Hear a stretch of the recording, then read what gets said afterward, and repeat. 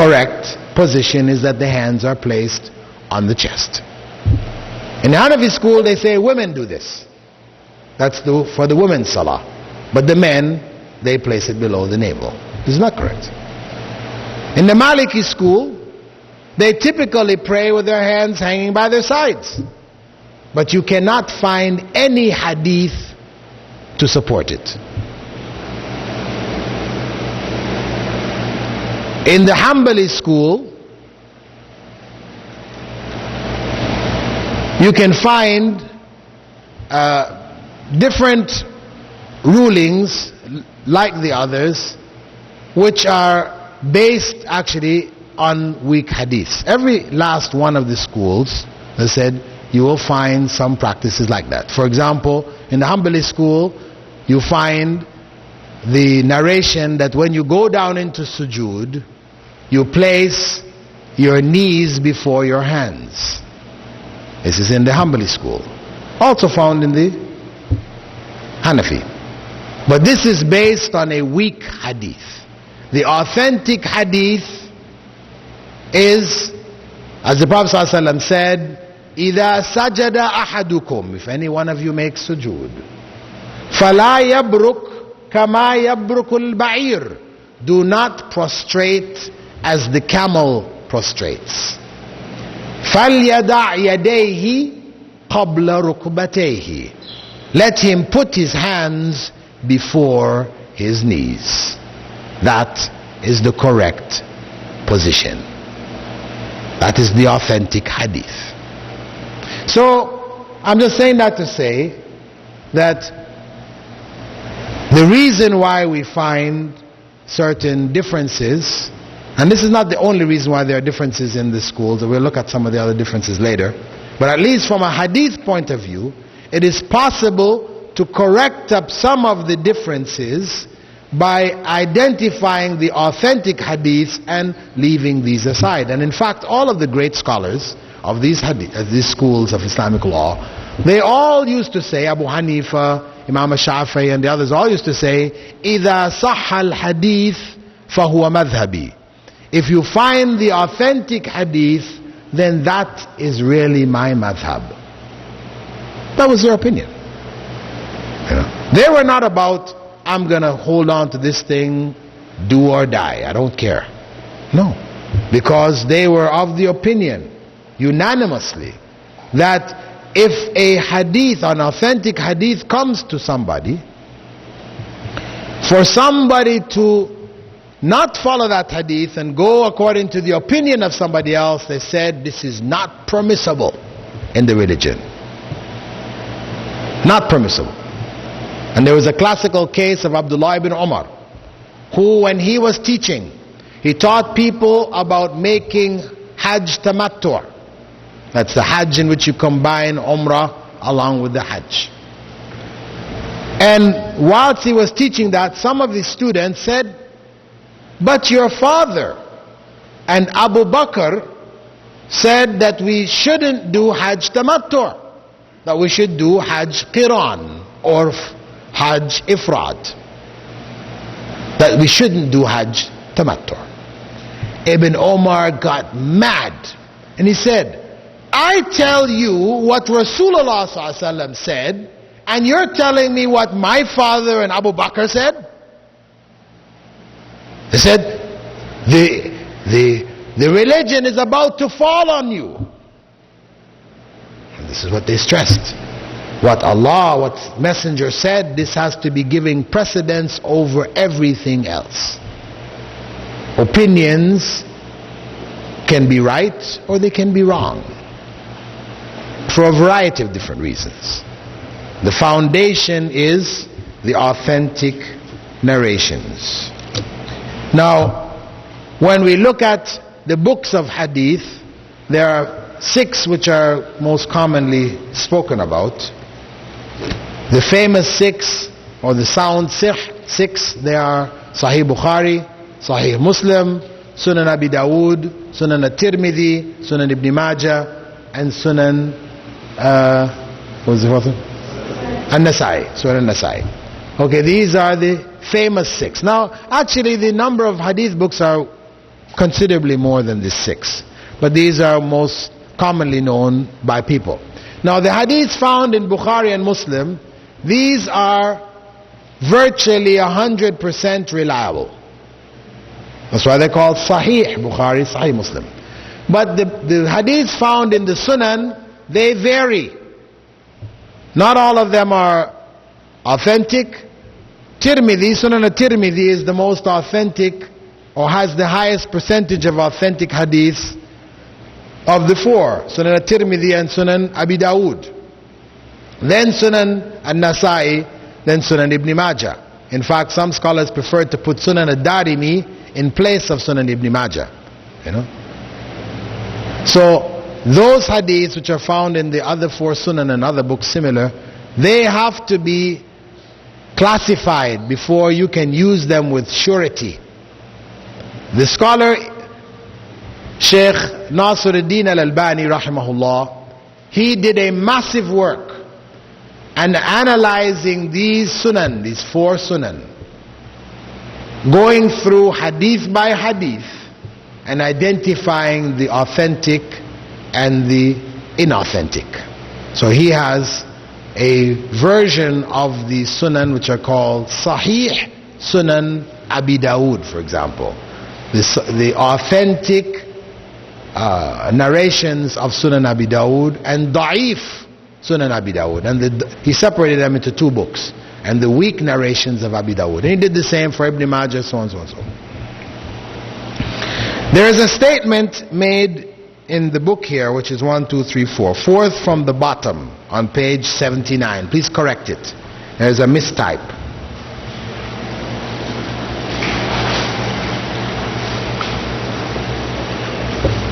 It states there,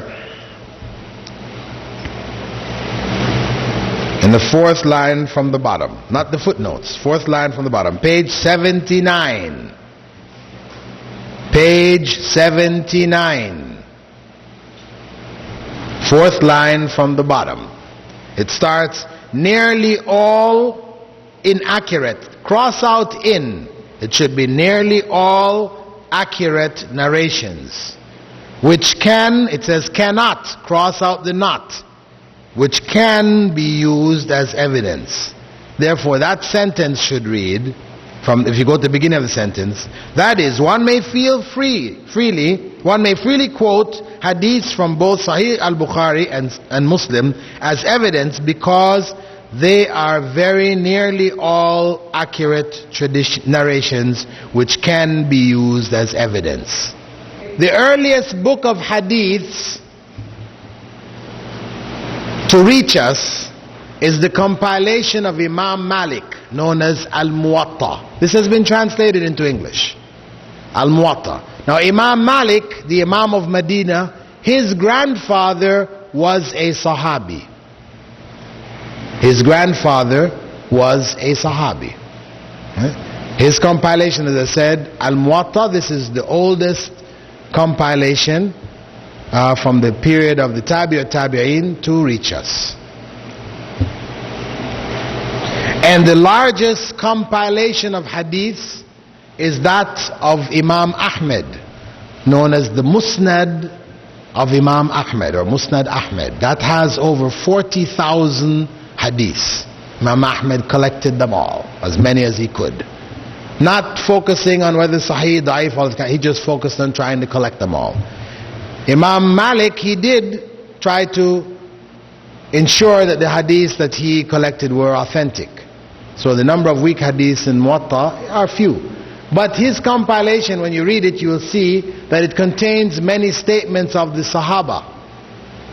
For example, it's not just a hadith collection. It was his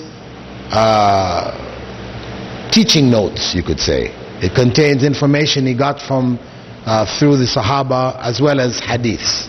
And in that Muwatta, you will see him say there that the position of the hands in Salah is right hand over left hand. Though most of Malikis, they pray with their hands by their side.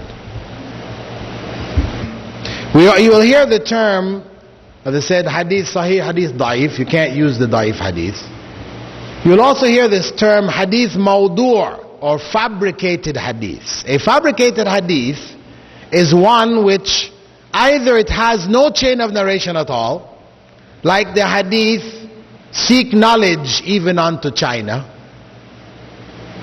Utlubul ilm walaw fi as-sin. This is fabricated. It has no chain of narration at all. Or the hadith, my companions are like stars. Any one of them you follow, you'll be rightly guided. Ashabi ken nujum, bi'ayhim iqtadaytum ihtadaytum. This is not authentic at all. Or it may be classified as fabricated because one of the narrators in the chain was a known liar. He was known to lie. He was caught. People caught him lying. And there's a well-known case of Ibn al-Mubarak, one of the hadith scholars, where on one occasion he went into the masjid in Damascus, and there were people there, storytellers, who used to like to narrate stories. People would gather around them and they would narrate stories. And what they did was they would add chains of narrations to their stories, because the idea of chains of narration was popular, right?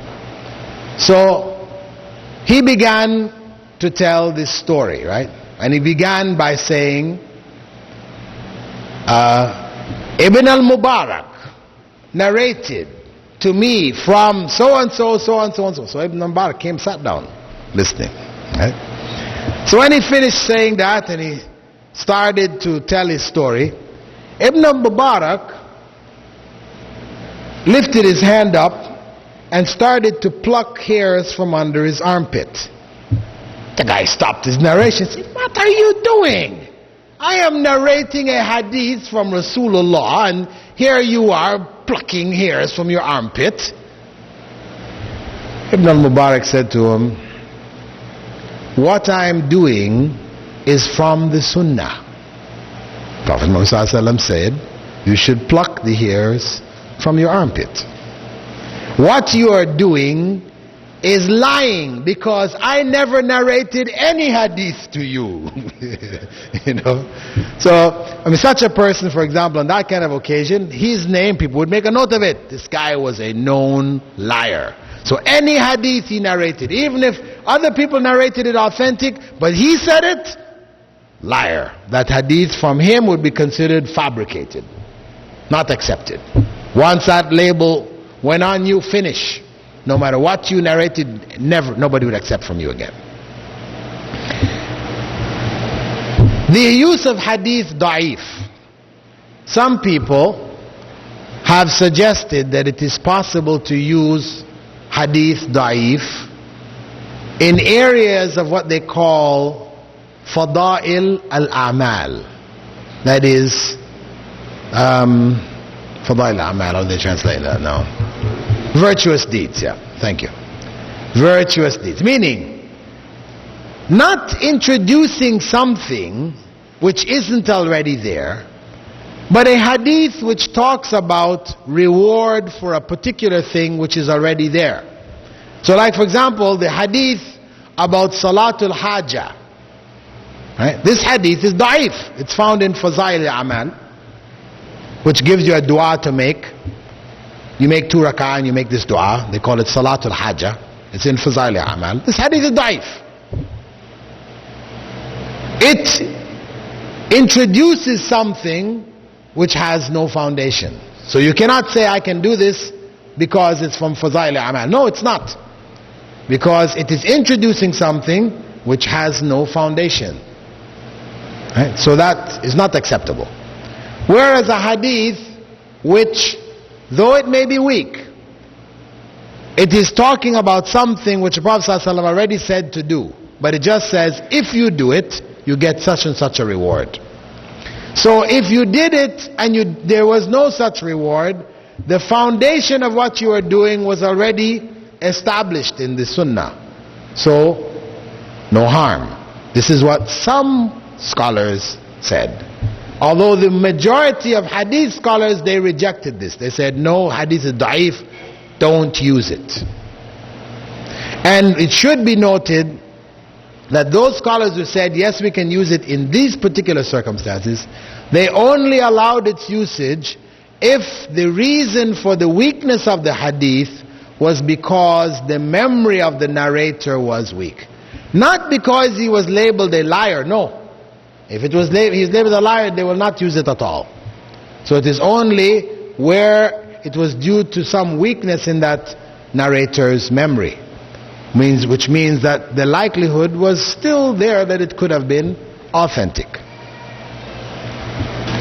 If someone follows some aspects of the sunnah, he grows his beard, wears his pants above his ankles, yet does not practice important sunnahs, he disobeys and yells at his parents and has bad akhlaq altogether, is he still considered as someone who is following the sunnah of the Prophet ﷺ? And if he continuously claims that he follows the sunnah, is he a liar? Sounds like mom trying to get at son. Anyway,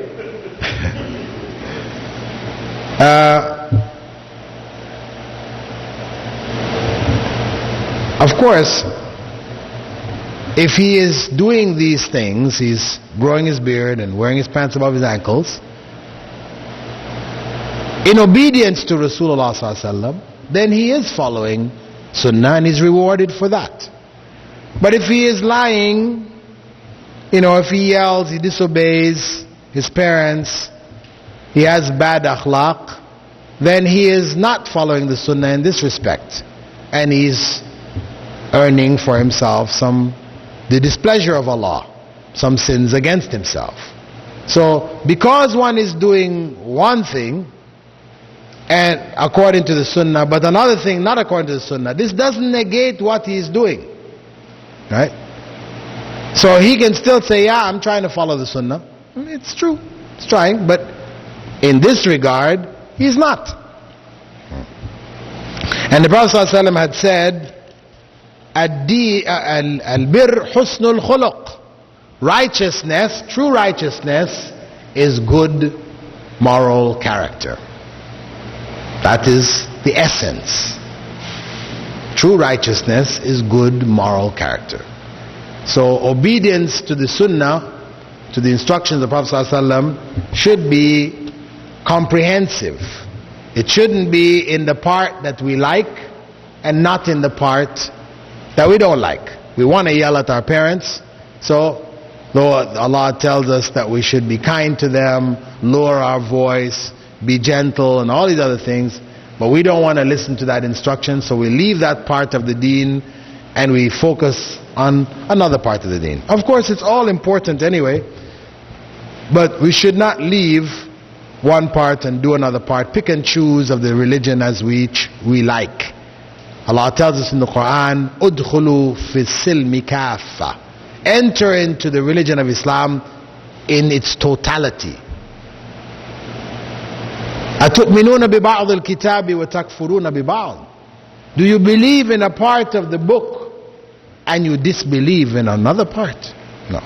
This is not the way of the true believers. Isn't it time for reputed scholars of all the fiqh schools to come together and remove the practices based on da'if hadith? Well, some scholars have tried to do that. Fiqh al-Sunnah, for example, by Sayyid Sabiq, he tried to bring all the evidences together and put aside the weak ones, identify them, etc. And scholars have done that. You've had meetings in Mecca and elsewhere where scholars have come together to try to bring the authentic information to bear on contemporary issues, etc. In the classification of hadith, is there a classification called Hasan? Yeah, I didn't go into it because it is something we'd go in on another level. Hasan, really, you can stick it under Sahih, because the early scholars only made two categories, Sahih and Da'if. Later scholars added a subcategory of Sahih, which they called Hasan. What should we do if we are left-handed?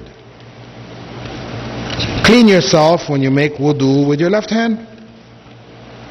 You have an advantage over everybody else. Right? You know, people think, oh, look at this, it's a right-handed thing. Well, no, not everything. Because according to Sunnah, we should clean ourselves with our left hand. Everybody else is struggling with it. You who are left-handed, you got an easy thing. MashaAllah. But the other things that the Prophet ﷺ said, giving and taking with the right hand, eating with the right hand, we do. Beyond that, if you want to write with your left, no problem. You want to throw a ball with your left, no problem. Islam doesn't insist that you have to do all these other things with your right. No. If you're left-handed, those other things which the Prophet ﷺ did not specify, then you can do it with your left. Not a problem.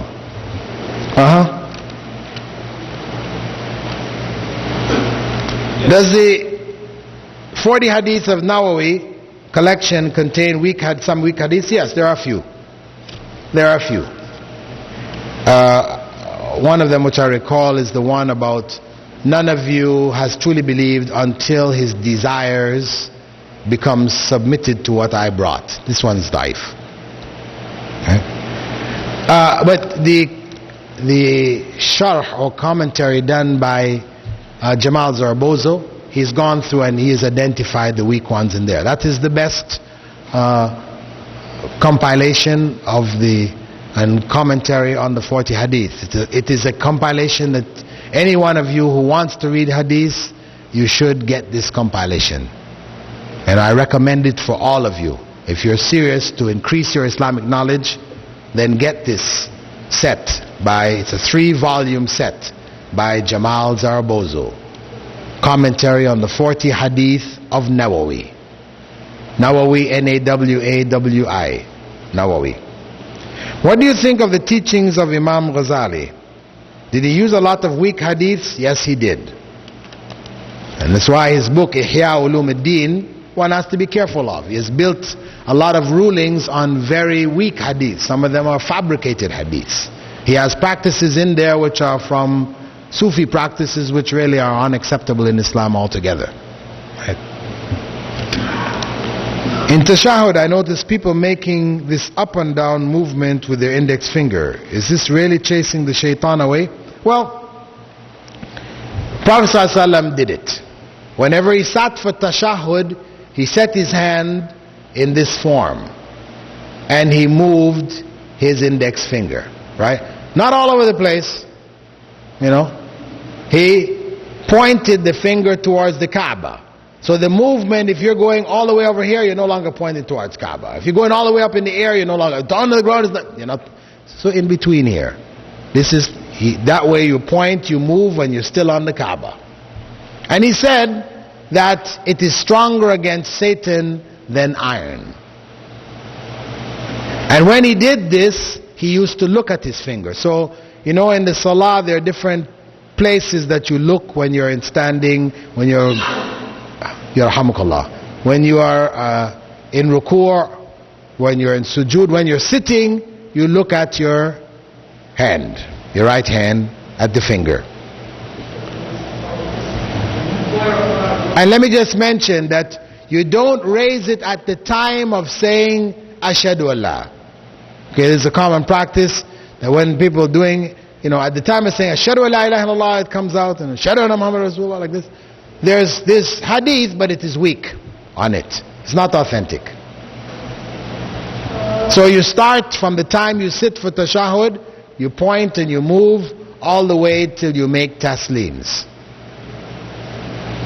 Well, it depends on that's your Shafi'i book. The Shafi'i book that the Muslims in Indonesia follow, they don't do that. They just point right from the very beginning, straight away. Someone I know is Shia, and he does many other things such as removing pure leather during Salah or putting his hands up to his ears in sujood. He also puts a clay block where his head touches the ground because Prophet ﷺ touched dirt with his head in sujood. Is this appropriate? If not, what can I support it with? Well, we know that the Prophet ﷺ prayed on a prayer mat. He had a mat that he used to put on the ground and he prayed on it. So we cannot say he always touched his head on the dirt. And that's not why they do it.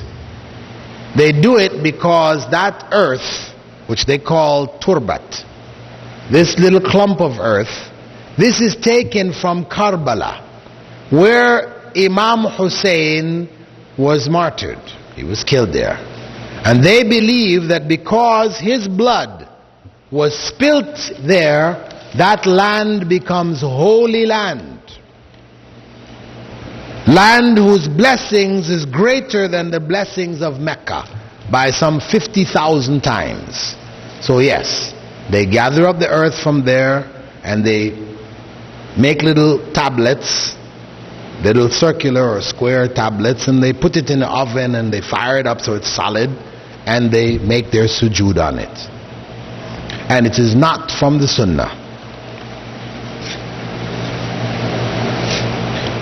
A few shuyukh such as Hafidh ibn Hajar in the past and Sheikh Muqbil among recent scholars have stated that hadith about moving the finger in tashahhud is shadh, related by less trustworthy people than the hadith about not moving it. What is your opinion? Well, as far as I know, that is the stronger opinion. But the hadith also of just pointing without moving at all, that this has strength to it too.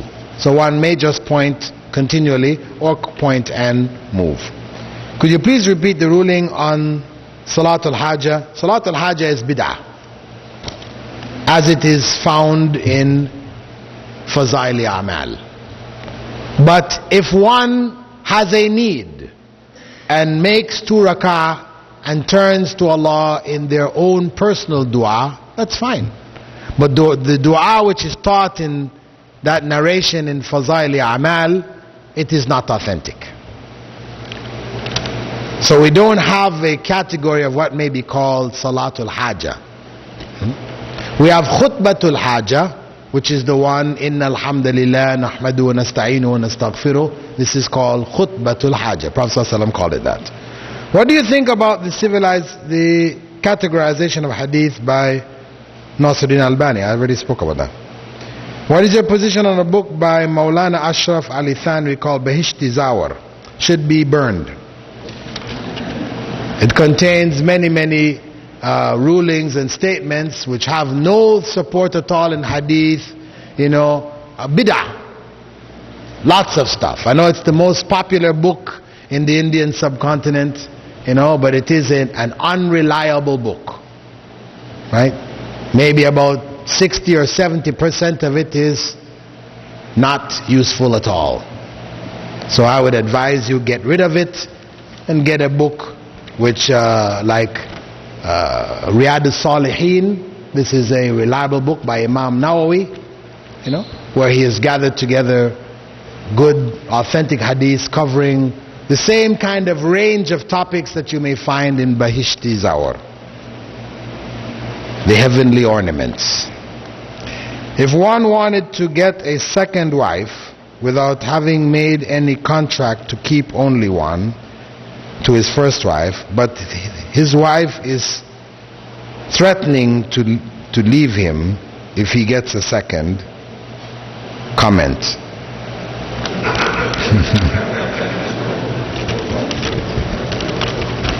Well, that's your problem, brother. One has to weigh the situation. If marrying that second wife is critical, more critical than maintaining your first wife, then you marry the second wife. And if the first wife comes to her senses, then you have 2 wives. But if the first wife, you've got kids or whatever, and marrying the second wife is going to cause her to go and you have a problem where family splits up and you don't have your children, then it's something one needs to consider, that perhaps for the sake of the children, it's better to hang in there. But the sister, of course, does need to be advised if you as a brother are truly in a position to take a second wife. Because maybe she is leaving because, you don't really have the means, and you're getting a second wife who you're expecting to go out and work, or she's going to collect welfare, or something like this. I mean, it's not in a proper situation where you are actually the man, the head of the family, providing for your family. So you are capable of providing for a second family, so you're taking a second family who you will provide for without detracting from your provision for your first family. Then that's a legitimate circumstance. But sometimes our brothers are a little bit anxious to get number two, and they can't hardly take care of number one. So in such cases, I would not advise them to take second wives. The hadith of wiping the face after dua is da'if. Meaning you make dua when you finish going like this, it's da'if, not authentic. In describing this salah, Prophet ﷺ said, "Pray as you see me pray."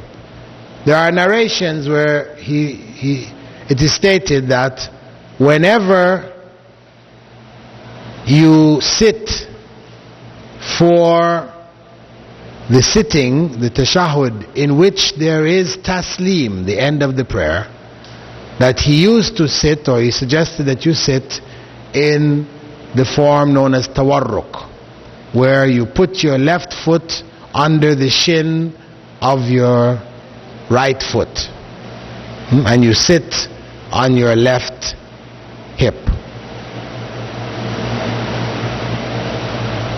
Okay?